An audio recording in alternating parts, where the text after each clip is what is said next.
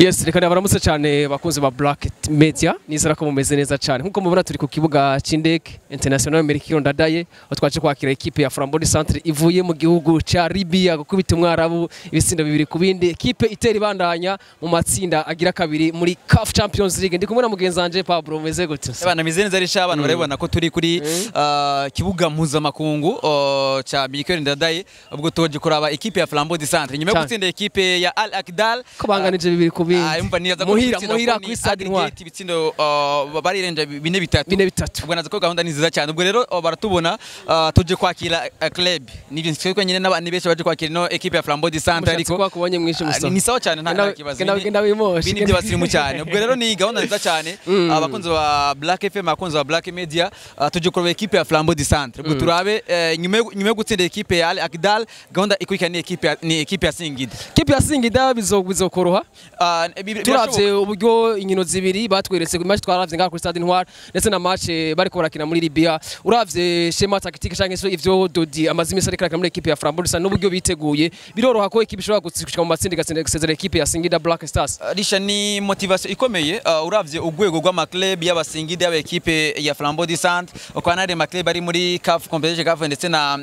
Ligue des Champions ku mane wa Afrika equipe ya Singida ni equipe ikinika kuko nikimenyamye ni equipe y'imizerere Sport nivyo ariko ni equipe iri muri tableau ya kabiri ya gatatu muri Tanzania ubwo rero nyimba equipe nka Singida ni equipe itaragira kure cyane muri Champions League ndetse no muri Confederation Cup bivuze ngo ni equipe nivyo iri hejuru ya Flambeau na equipe ngayo wacha ariko ni equipe itegurika igakinika muri football yose birashoboka ubwo rero bakunze ba Flambeau Centre na karokeza uko gutsinda match ya mbere biragushira ku ngazi yo gutsinda match igira kabiri equipe ya Singida yatsinze equipe ya Rio Muhira kimwe kubusa yongera kandi iza gutsindwa match igira kabiri match ya kabiri yatanga gutsindwa muri Tanzania rero igitsindo kimwe equipe irakinika cyane nazo ko imwe mu nzira y'amatsinda dufise uno mwaka ni inzira ya Flambeau na Singida irashoboka cyane ariko tuvuze ko Flambeau iri muri equipe za mbere dufite zikomeye mu Burundi twaba dushikuje cyane se nawe ni kubibona nibaza ko risheje ni imwe mu club dufise hano mu Burundi nziza bigaragara yugiye kuraba ku marzo sosio ni imwe mu equipe ipostinga kare cyane kabisa congratulations kuri design wa Flambeau ko igenda isotora imwe tuvuga ngo hanze y'ikibuga sivyo hanze ya tapive nimwe mu equipe nako yabakize cyane kwishira ko nimba tubona abakinyi nka Beni abana ba Amis ni Flambeau tubona ko abakinyi bayo ni masoka cyane uvuga ngo imwe tuvuga ngo basumushara ukomeye muri mu Rwanda niki ni Flambeau horana abakinyi bakagumamo iyi projet y'abana ba Beni abasore batari bake bandume mose ni projet ndende ya kera cyane amaze igihe itari gituma ko ni imwe mu club yuravye ko yubakitse kubamenyereza kuraba kuri squad equipe vise squad nini cyane yagutse na Dodi BNC nawe so numeza nawe ataravuga cyane ariko Naigene Wine nawe yarabandanije nabo bafise urukino rwo muri Primus yo ku munsi w'indwi kuri Stade Ntwari twitega iki kuri ino match yagiye guhuza ama equipe abiri tuvuga komeye mu Burundi nibaza ko ni match nayo nziza cyane by the way ni iteka rikomeye ku Burundi kumva ngo ama club yasose ya mbere muri Coupe du Président yaba ya mbere muri Primus League yose akagenda round gira kabiri twongeraho kandi cyitwa home advantage two twakira Stade Ntwari naza ko kuri Aigle nayo ni vyiza ko bakoze explanation idasanzwe ko kunanirwa gutsindira ngaha mu rugo ku Stade Ntwari ukaja kunaniza na equipe ari wabo bakaronka uwo mwimbo w'igitsindo cyo hanze kimwe ku kindi nivyo agiye ukina na equipe ikomeye equipe ya Al Ahly ni equipe nziza hano mu gihugu hano ku mugano wa Afrika no ku mugano wa Afrika equipe ni nziza no ku mugano w'isi twayibonye muri Coupe du Monde de club hariya muri Leta Zunze Ubumwe za Amerika nimwe mu club meza ugiye ku mugano wa Buraya bwo ati club ya Al Ahly barayizi cyane ni club yise bitwa Mohamed El Shalawi imwe mu club itunze equipe nationale ya Egypte nivyo ni equipe nini yarakinye match na equipe Al Merrikh abafana babari benshi cyane hari babambaye ibintu bitukura cyane birashoboka cyane risha ariko nivyo amahigwe n'uvuga ngo ari heshi cyane ari hejuru cyane ariko Flambeau afise amahigwe tuganije na equipe ya Aigle Noir ariko na Aigle nayo nagiye kuvuga na Aigle nayo amahigwe arahari bategure match bari se nacyo bitwaye amahigwe naza ko ntangana ariko inzira ya Flambeau bigaragara ko umenga ifise amahigwe manini gusomba inzira ya Aigle Noir urakoze cyane Pablo mukanga rero twakire abakinyi ba equipe ya Aigle Noir abantu barabe imburyo abakinyi bashitse kuri airport Melchior Ndadaye bavuye kuzana kubona intsinzi yo kubona mu matsinda. Abantu barakumbuye cyane bakeneye kuraba equipe ya Flambeau bafise abakinyi babiri bakoze travail exceptionnel muri ino match zibiri Amis ndetse na Edison Munaba umwe yatsinze ibitsindo bibiri undi atsinda igitego tangana assist zibiri ubwo natako ni gahunda nziza cyane ubwo rero tubereke equipe ya Flambeau ni mu nzira kugira ngo bageze gute baterite igihugu kugira ngo bagere mu matsinda. Sane mugumane natwe rero kutubereka uburyo equipe ya Flambeau Centre yashitse n'ivyo banatuganiriye mbere kuza kuronka intsinzi muri Libya kumane natwe.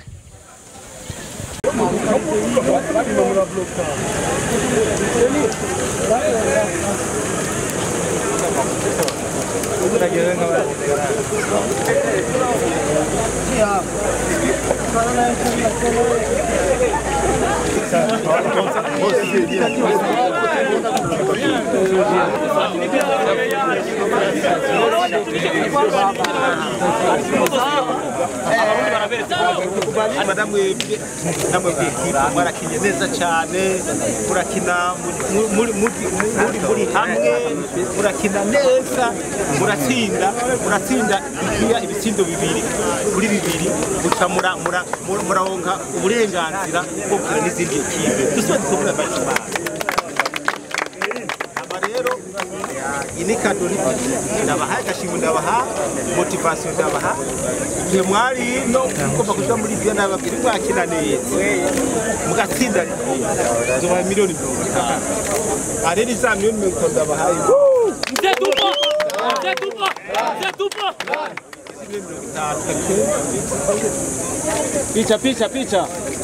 picha avec le président